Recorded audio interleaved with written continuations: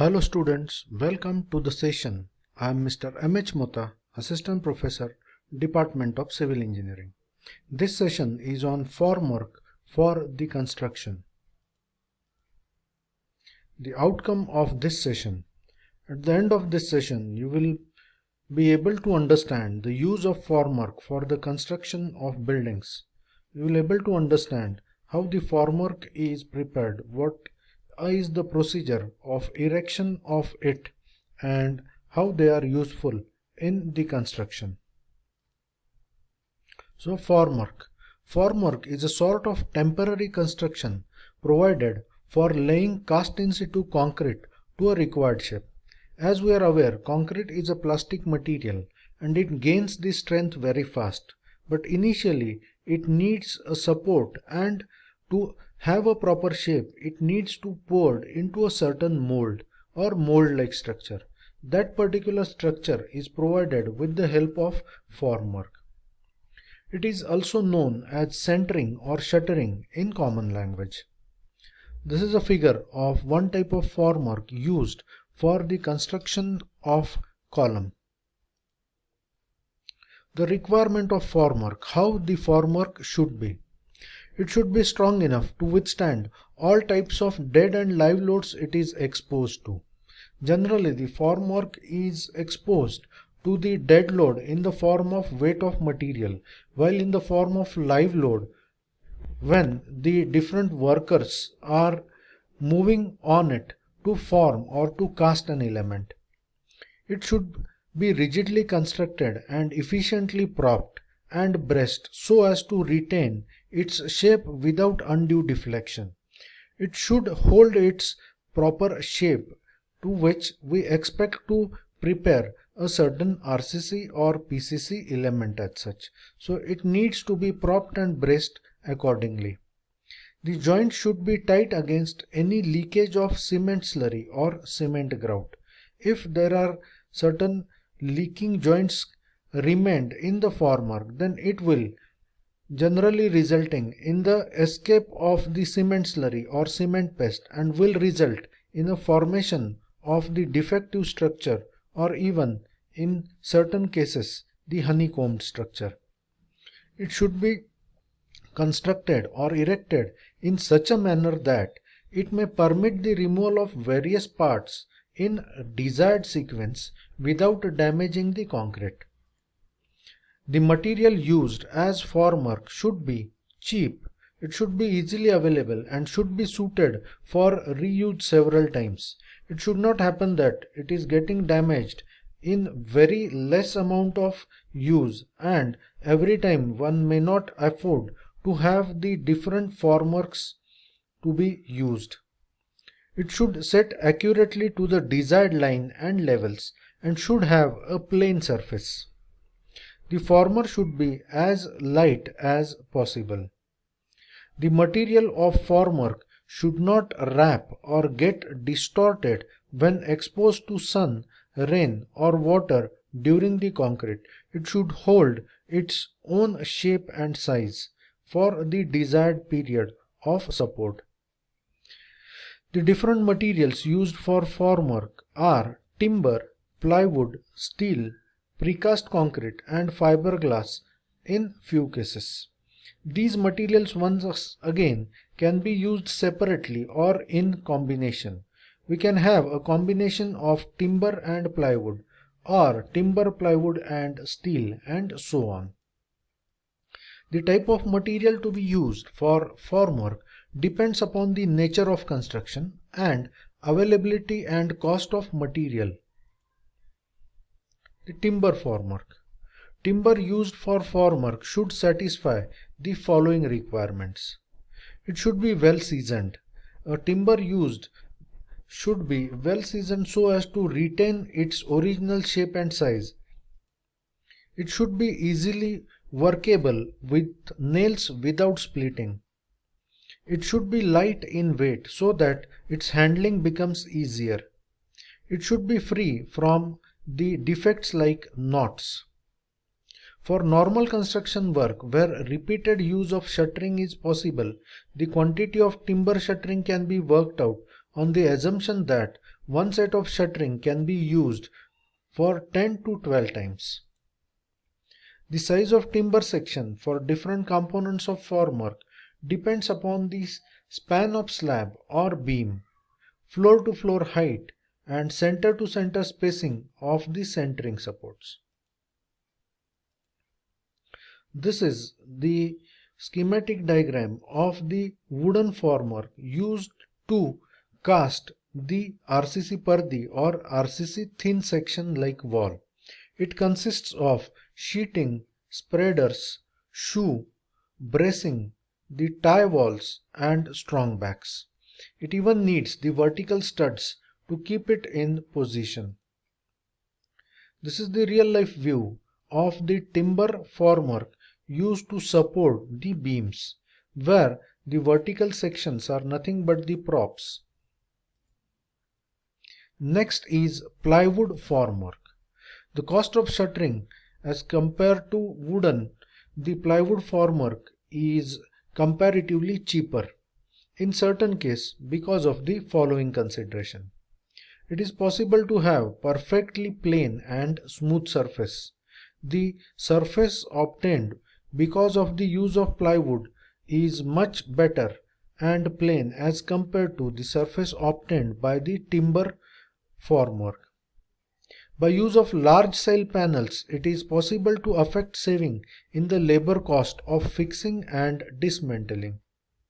The number of reuses are more as compared with timber shuttering, and it can be reused up to 20 to 25 times.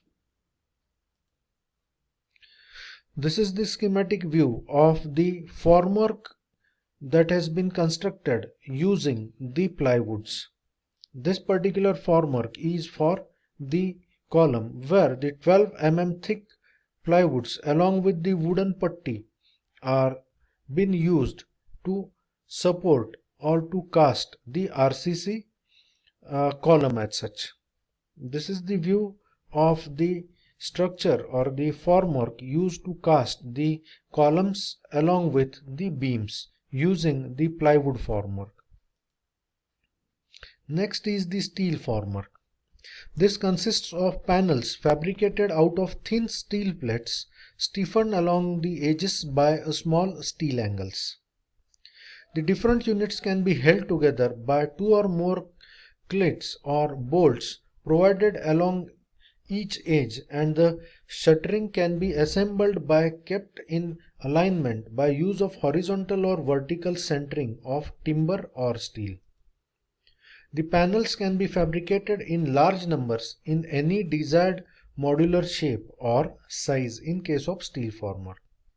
The usual size for wall and slab panels varies from 60 by 60 cm to 60 by 120 cm. This type of shuttering is considered most suitable for circular or curved shaped structures such as tanks, columns, etc., and for structures like large sewers, tunnels and retaining walls. So this is very easily constructed using the steel formworks because they can be bended in case of steel plates. This is very difficult in case of plywood or the timber formwork. Work out to be economical for the medium-sized work in very long run. Although it costs initially much higher as compared to the plywood or the timber work, it is long-term basis it proves to be very economical. These are the different views of the steel formworks provided to support or provided to cast the vertical wall or the column or the circular tank as shown in these three figures. The advantages of steel formwork. These are stronger, more durable and have longer life as compared with steel for plywood forms. They can put to sufficiently large number of reuses. It can be reused for more than 100 to 120 times in normal case. Steel forms can be installed and dismantled with greater ease and speed, which results in saving in labor cost for this item of work. The quality of exposed concrete surface is excellent and is need no further treatment in most of the cases. There is no danger of forming absorbing water from the concrete and hence the chances of honeycombing is minimized. They are not liable to shrink or dissolve and hence it is possible to achieve much better workmanship and higher degree of accuracy. Construction of formwork. The construction of formwork is generally carried out into 4 stages. The propping and centering is the first case, which is followed by the shuttering. Then we provide the camber or the slope, because generally after the construction and when we put the load, there is a quite possibility that this particular type of temporary structure get certain amount of deflection, particularly at center.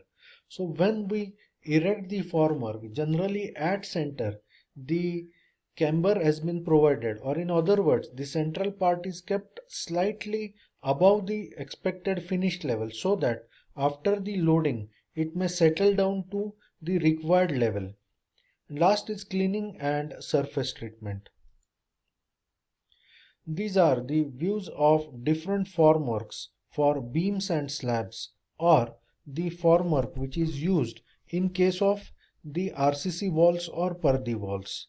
This shows the various elements like cleats, like the base plate, the wedges, the joist, the battens, the ledges and other things. Please study these things very carefully, particularly by following these figures. Next is the order of removing formwork. Formwork should be once again removed in a particular order. We cannot remove the whole formwork at a time. The removal should follow the following steps. Shuttering forming vertical faces of walls, beams and columns should be removed first. The shuttering forming soffit to slabs should be removed next. Shuttering forming soffit of beams, girders and other heavily loaded shuttering should be removed in the end. So one must be very critical about knowing the period of removal of formwork. So this table provides the information about when the formwork should be removed. In case of walls, columns and vertical sides of beams, the formwork should be removed after 1 to 2 days. In case of slab without props or without the vertical members, all other formwork can be removed after 3 days. Then beam soffits without props can be removed after 7 days, while the removal of props for slabs spanning up to 4.5 meter can be removed after 7 days, and for span of more than 4.5 meter, the formwork should be removed after 14 days.